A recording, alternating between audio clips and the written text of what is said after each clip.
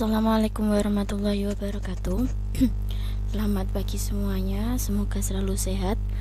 Hari ini Bu Aiza akan menjelaskan mengenai materi PKKWU, yaitu yang pertama kendala-kendala ekonomi kreatif, kedua kepemimpinan, ketiga komitmen tinggi.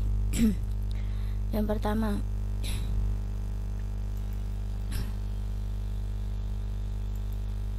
kendala-kendala ekonomi kreatif. Yang pertama ada akses pada bahan baku, di mana beberapa industri seperti batik masih sulit mendapatkan bahan kain. Hal serupa juga masih dialami subsektor lainnya.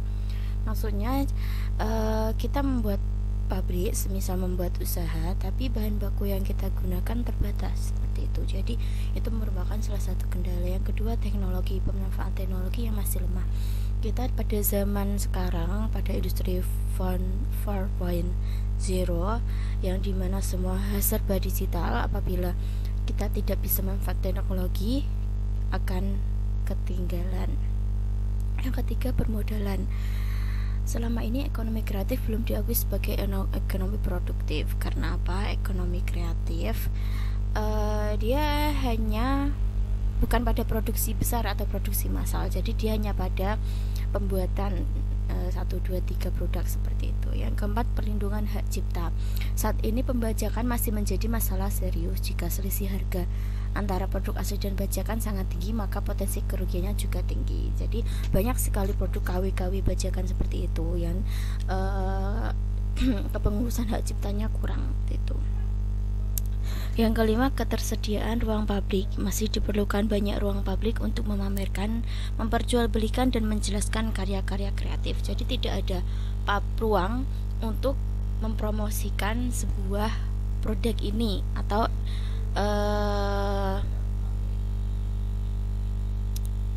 karya ini seperti itu. Selanjutnya ada materi kepemimpinan. Pengertian kepemimpinan. Dalam istilah umum, kepemimpinan merupakan sebuah proses mengarahkan dan mempengaruhi aktivitas yang berkaitan dengan pekerjaan dan anggota kelompok. Wirausahawan yang berhasil merupakan pemimpin yang dapat menguasai dan mengembangkan diri sendiri dan juga mampu menguasai serta mengarahkan dan mengembangkan para anggotanya. Jadi kepemimpinan dalam sebuah usaha itu perlu, karena itu untuk mengontrol, dan semua itu tergantung pada kepemimpinanmu. Jadi bagus atau tidaknya kepemimpinanmu mempengaruhi jalannya usahamu. Nah, teori kepemimpinan menurut Likert ada 4. Yang pertama, sistem autokratis eksplosif. Pada sistem ini, pemimpin membuat semua keputusan yang berhubungan dengan kerja dan memerintah para bawahan untuk melaksanakan. Jadi dia otoriter, dia diktator otoriter seperti itu. Dan dia mengeksploitasi atau mengeksploitasi sumber daya manusia yang bekerja dengannya. Kemudian sistem autokrasi paternalistik, menentukan perintah-perintah tapi memberi anggota kebebasan. Yang ketiga, sistem konsultatif, mengetahui tujuan-tujuan dan memberikan perintah kemudian didiskusikan. Sistem partisipatif, ini adalah kerja kelompok atau teamwork. Selanjutnya ada keterampilan kepemimpinan. Ada keterampilan teknis, kemampuan yang dimiliki untuk melaksanakan pekerjaan. Keterampilan manusia berarti kemampuan untuk bekerja sama. Keterampilan konseptual, yaitu konsep keterampilan, berarti seorang wirausaha berpikir dan mengungkapkan pemikirannya dalam bentuk kerangka kerja. Selanjutnya ada komitmen tinggi. Komitmen tinggi adalah sikap yang tangguh memegang prinsip kebenaran yang berlaku, tidak sekalipun mengingkari walaupun dengan dirinya sendiri. Jadi dia berkomitmen, berjanji untuk memperoleh tujuan yang bagus seperti itu. Nah, keterampilan yang harus dimiliki oleh seorang wirausaha dari bab komitmen tinggi, dia harus mempunyai keterampilan. Yang pertama, manajerial. Yang kedua, konseptual. Yang ketiga, mengelola sumber daya manusia. Yang keempat, keterampilan merumuskan masalah atau mengambil keputusan. 5, mengelola waktu. 6, teknis. 7, entrepreneur.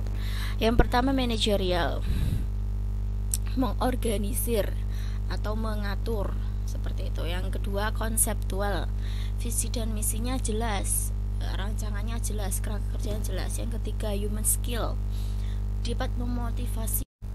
Kemudian yang keempat, decision making skill atau merumuskan masalah dan mengambil keputusan. Jadi kita harus bisa mengambil keputusan dan mempertimbangkan risikonya. Yang kelima, timing management skill atau mengelola waktu. Harus pandai-pandai mengelola waktu secara efektif, jadi tidak keteteran, tidak mepet deadline seperti itu. Yang keenam, technical skill. Teknik keterampilannya dalam bisnis, step-step prosesnya dia harus jelas. Yang ketujuh, kemampuan intelektual entrepreneur. Pengetahuan dimiliki sedalam usaha untuk meraih kesuksesan. Sudah seperti itu. Terima kasih. Selamat pagi. Wassalamualaikum warahmatullahi wabarakatuh.